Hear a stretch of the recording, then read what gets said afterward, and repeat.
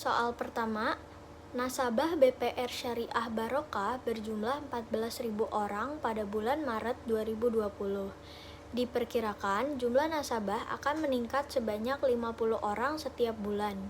Jika tidak terjadi guncangan ekonomi, berapa jumlah nasabah pada bulan Januari 2021? Yang pertama, diketahui kalau jumlah nasabah pada bulan Maret 2020 itu adalah 14 orang. Jadi jumlah nasabah awal itu adalah 14.000 orang. Lalu nasabah meningkat setiap bulan sebanyak 50 orang. Jadi setiap bulannya itu nasabahnya meningkat sebanyak 50 orang. Lalu kita cari tahu jarak antara bulan Maret 2020 sampai Januari 2021 itu ada 10 bulan. Jadi yang pertama dihitungnya itu peningkatan nasabah selama 10 bulan. Jadi kan jarak dari bulan Maret 2020 sampai dengan Januari 2021 itu ada 10 bulan. Lalu setiap bulannya itu nasabah meningkat sebanyak 50 orang. Jadi 50 orang dikali dengan 10 bulan itu adalah 500 orang. Jadi 500 orang ini adalah peningkatan nasabah selama 10 bulan. Kalau udah dapat peningkatan nasabah selama 10 bulannya, itu kita tambahin dengan nasabah awal tadi. Kan nasabah awal pada Maret 2020 itu ada 14.000 orang. Nah, 14.000 orang ini ditambah dengan peningkatan nasabah selama 10 bulan. Jadi 14.000 orang ditambah dengan 500 orang. Itu hasilnya jadi 14.500. Jadi pada bulan Januari 2021 itu ada 14.500 nasabah. Soal kedua yaitu stok barang pada PT Amanah pada bulan Februari adalah pada bulan Februari 2020 itu adalah 200. Lalu diperkirakan rata-rata permintaan barang pada usaha tersebut adalah 40. Berapakah stok barang pada bulan Desember 2020?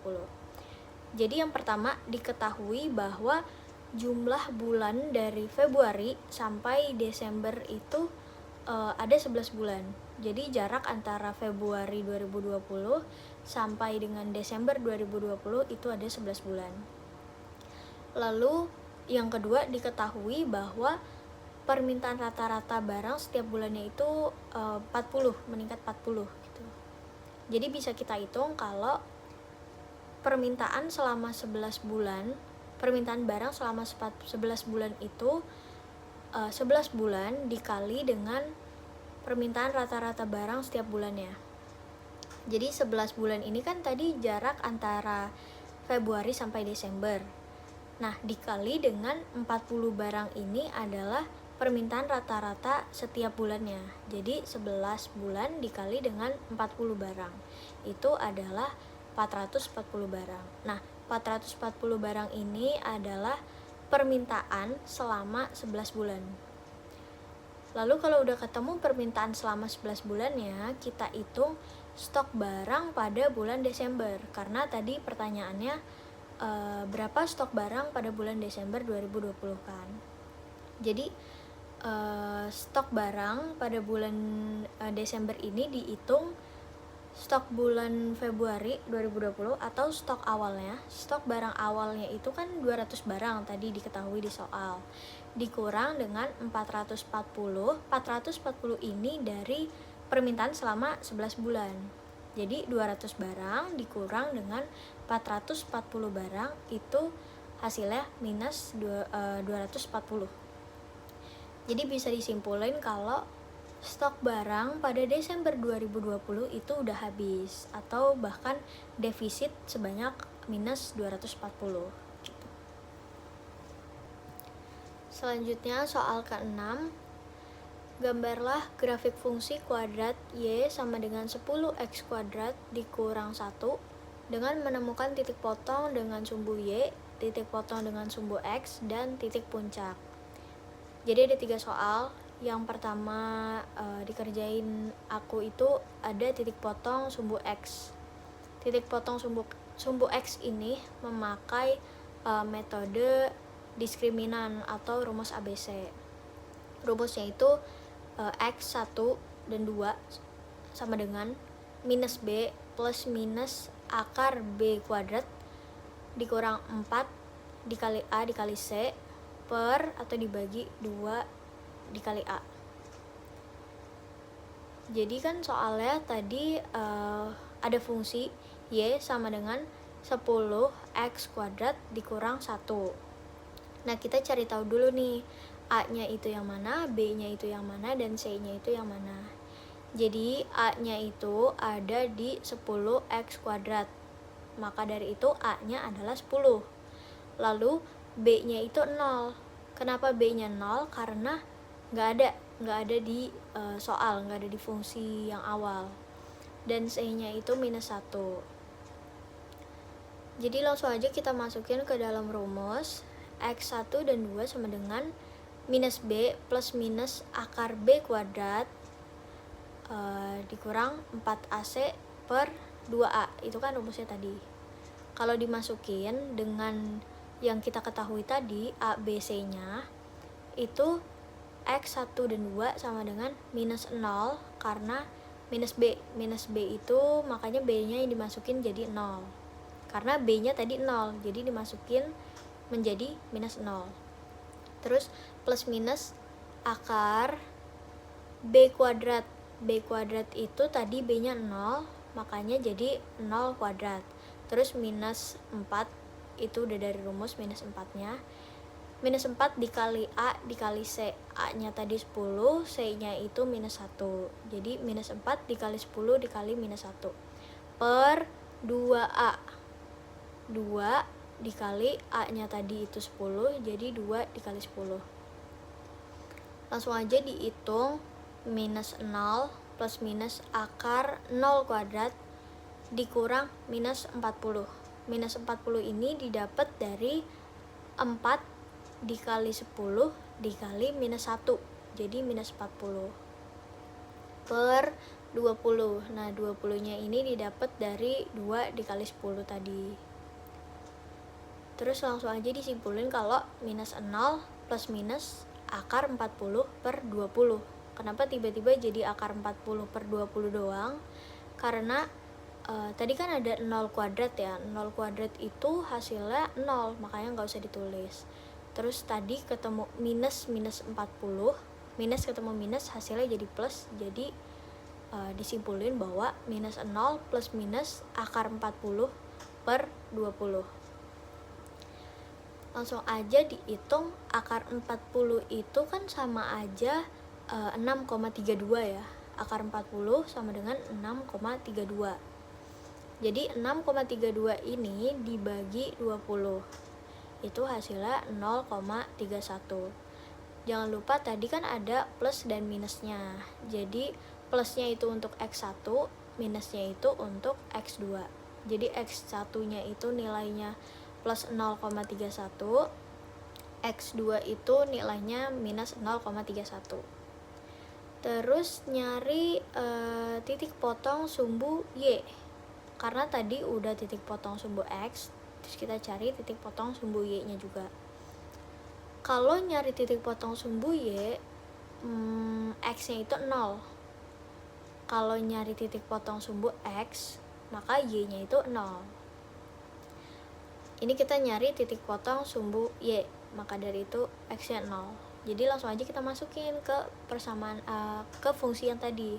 Kan fungsi awal yang di soal itu Y sama dengan 10x kuadrat minus 1. Nah udah, tinggal diganti X-nya itu diganti 0. Karena tadi X sama dengan 0. Jadi Y sama dengan 10 dikali 0 pangkat 2 minus 1. 0 dikali 0 pangkat 2 ya hasilnya kan 0. Jadi Y sama dengan minus 1 karena sisa minus 1. Kalau udah cari titik puncaknya. Titik puncak ini memakai rumus ekstrim lah bisa dibilang ya. Rumusnya itu minus B per 2A. Jadi dimasukin aja ke yang kita udah ketahuin tadi di awal banget. Kalau B itu nilainya 0, A itu nilainya 10. Jadi minus 0 per 2 dikali 10. Hasilnya 0. Grafiknya itu di X. Yang pertama ada di 0,31. Terus yang kedua ada di minus 0,31. Sama-sama ada di X. Terus grafik Y-nya itu ada di minus 1. Selanjutnya ada soal nomor 7. Suatu barang mempunyai kecenderungan permintaan sebagai berikut. Jika harganya 20, jumlah yang diminta adalah 120 unit. Tetapi jika harganya naik menjadi 50, maka permintaannya hanya 60 unit. Sementara itu di pihak yang lain, jika harganya 20, produsen menawarkan sejumlah 20 unit. Dan bila harganya naik menjadi 50, produsen menaikkan pula jumlah yang ditawarkan menjadi sebanyak 110. Soalnya ada 4, yaitu tentukan fungsi permintaan barang tersebut, fungsi penawaran barang tersebut, keseimbangan pasarnya, dan juga tunjukkan keseimbangan pasarnya dalam grafik Kartesius. Masuk ke soal yang pertama, itu ada fungsi permintaan. Jadi kan tadi dijelasin di soal kalau price pertama atau harga pertamanya itu 20. Terus permintaannya itu ada 120. Terus harga keduanya itu ada 50 dan permintaannya itu ada 60. Jadi bisa diketahui bahwa P1 atau price pertama itu adalah 20. Terus price keduanya itu atau P2-nya itu ada 50. Terus quantity yang pertama itu ada 120. Quantity yang kedua itu ada 60. Untuk rumus fungsi permintaan ini, QD sama dengan P minus P1 per P2 minus P1 sama dengan Q minus Q1 per Q2 minus Q1. Langsung dimasukin aja ke dalam rumus. QD sama dengan P minus P1. P1 itu tadi 20 per P2 dikurang P1. P2 tadi 50 dikurang P1-nya itu 20. Sama juga yang Q minus Q1. Q1 itu tadi 120 per Q2 dikurang Q1. Q2-nya itu 60, Q1-nya itu 120. Lalu dikali silang, selanjutnya dikali silang. Sebelumnya dikurangin dulu, kan tadi ada P2 dikurang P1. P2-nya itu kan 50 dikurang P1-nya itu 20. 50 kurang 20 itu 30. Terus sebelahnya ada Q2 dikurang Q1. Q2 tadi 60 dikurang Q1-nya itu 120. 60 dikurang 120 itu ada minus 60. Baru dikali silang. Kalau dikali silang itu berarti kanan bawah dikali kiri atas. Kanan bawah itu kan tadi ada minus 60 dikali sama kiri atas itu P minus 20. Jadi minus 60 dikali P minus 20. Terus kali silang satunya lagi itu kiri bawah dikali kanan atas. Kiri bawah itu ada 30 dikali kanan atas itu ada Q minus 120. Selanjutnya tinggal dikali satu-satu, dikali masing-masing. Kayak minus 60 dikali P, terus minus 60 dikali minus 20 gitu. Sama halnya yang di sebelah kanan, 30 dikali Q, 30 dikali minus 120. Kita hitung dari yang sebelah kiri. Sebelah kiri itu kan ada 60 dikali P, hasilnya minus 60 P. Terus ada minus 60 dikali minus 20 itu hasilnya plus 1200, karena minus ketemu minus itu kan plus. Terus persamaan sebelah kanannya itu ada 30 dikali Q, jadinya 30 Q. Terus 30 dikali 120 itu minus 3.600. Selanjutnya yang nggak punya huruf itu dijadiin 1 atau dipindah ruaskan. Jadi kan tadinya minus 60P ditambah 1200. Nah 1200 nya ini dipindahin ke sebelah kanan. Jadi yang tadinya plus 1200 jadi minus 1200 ya. Jadi bisa disimpulin kalau minus 60P sama dengan 30Q minus 4.800. 4.800 nya ini dari minus 3.600 ketemu minus 1.200. Itu hasilnya 4.800. Nah kan tadi di awal ada minus 60P. Minus 60 nya ini dipindahin ke bawah, jadi sisa P di sebelah kiri.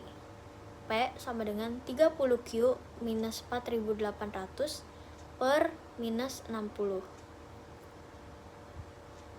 Langsung aja dibagi masing-masing. 30Q dibagi minus 60, terus minus 4.800 dibagi minus 60. Jadi bisa didapat P sama dengan minus 0,5Q. Minus 0,5Q ini dari 30Q dibagi minus 60. Itu hasilnya minus 0,5Q. Terus plus 80. Plus 80 ini dari minus 4.800 dibagi dengan minus 600. Itu hasilnya plus 80. Nah selanjutnya yang minus 0,5Q nya ini dipindahin ke sebelah kiri.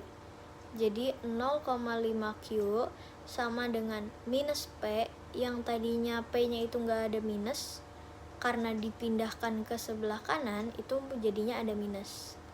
Jadi sama dengan minus P plus 80. Nah tadi kan di sebelah kiri itu ada 0,5Q. Nah 0,5 nya ini dipindahin ke bawah, jadi sisa Q di sebelah kiri. Q sama dengan minus P plus 80 per 0,5. Terus didapat persamaannya kalau Q sama dengan minus 2P. Minus 2P ini didapat dari 1P per 0,5 atau 1P dibagi 0,5. Itu dapatnya minus 2P. Ditambah 160. 160 ini dari 80 dibagi 0,5. Jadi didapat fungsi permintaannya itu Q sama dengan minus 2P plus 160.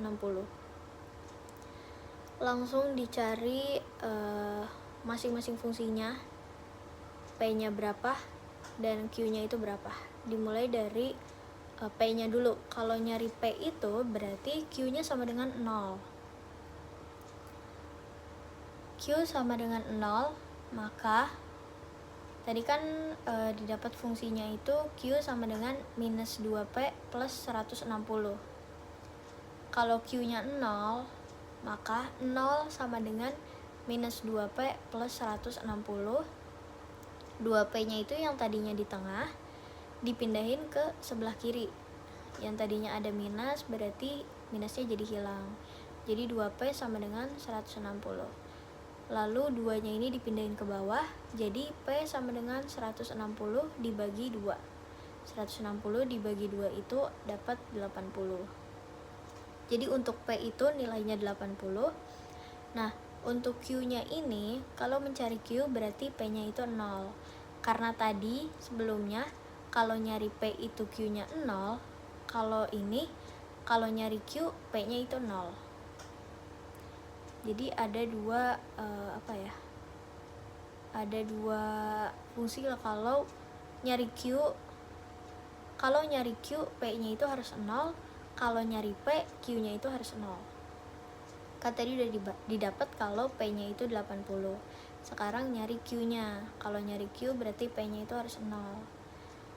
Fungsinya tadi Q sama dengan minus 2P ditambah 160. P-nya itu tinggal diubah menjadi 0 karena tadi P sama dengan 0. Jadi minus 2 dikali 0 plus 160. Minus 2 dikali 0 itu kan hasilnya 0. Jadi sisa 160. Jadi nilai Q-nya itu 160, nilai P-nya itu 80. Selanjutnya yang kedua yaitu fungsi penawaran. Tadi sebelumnya udah fungsi permintaan, sekarang fungsi penawaran. Yang tadi disebutin di soal, fungsi penawaran itu price pertama atau P1-nya itu 20, P2-nya itu 50, terus Q1-nya itu 20 atau kuantiti pertamanya itu 20, terus Q2-nya itu 110. Rumusnya QS sama dengan P minus P1 per P2 minus P1 sama dengan Q minus Q1 per Q2 minus Q1. Tinggal dimasukin ke dalam rumus. QS sama dengan P minus 20, 20-nya itu P1 per 50 dikurang 20, 50-nya ini P2, 20-nya ini P1, sama dengan kepersamaan sebelah kanan Q minus 20 per 110 minus 20. Habis itu tinggal dikali silang kayak sebelumnya di permintaan. Didapat kalau QS sama dengan 90 dikali P minus 20 sama dengan 30 dikali Q minus 20. Dikaliin masing-masing juga, 90 dikali P, 90 dikali minus 20. 90 dikali P itu hasilnya 90P, terus 90 dikali minus 20 itu hasilnya minus 1800. Sama juga yang di sebelah kanan, 30 dikali Q itu 30Q, 30 dikali minus 20 itu minus 600. Tinggal dipindah ruaskan. 1800 yang tadinya ada di sebelah kiri pindah ke sebelah kanan. Jadi 90P sama dengan 30Q minus 600 ditambah dengan 1800. 600 ditambah 1800 itu hasilnya plus 1200 kan. Jadi sisa 90P sama dengan 30Q ditambah 1200. Karena ini bisa dibagi atau bisa dikecilin, maka dibagi 30. Kalau dibagi 30 itu menjadi 3P sama dengan Q plus 40. Lalu 40 yang tadinya ada di sebelah kanan dipindahkan menjadi ke sebelah kiri. Yang tadinya plus menjadi minus. Jadi 3P minus 40 sama dengan Q. Kalau udah tinggal dimasukin satu-satu. Dicari P-nya berapa, terus Q-nya juga berapa. Sama kayak sebelumnya, kalau nyari P berarti Q-nya itu harus 0. Kalau nyari Q berarti P-nya itu harus 0. Kita cari P dulu. Kalau cari P tadi kan Q-nya itu harus 0. Berarti 0 sama dengan 3P minus 40. 3P-nya ini dipindahkan ke sebelah kiri. Jadi minus 3P sama dengan minus 40.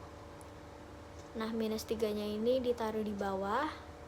Berarti P sama dengan minus 40 per minus 3. Itu hasilnya 13,3. Minus 40 dibagi minus 3 itu 13,3. Jadi ketemu hasil P-nya itu 13,3. Terus nyari Q-nya.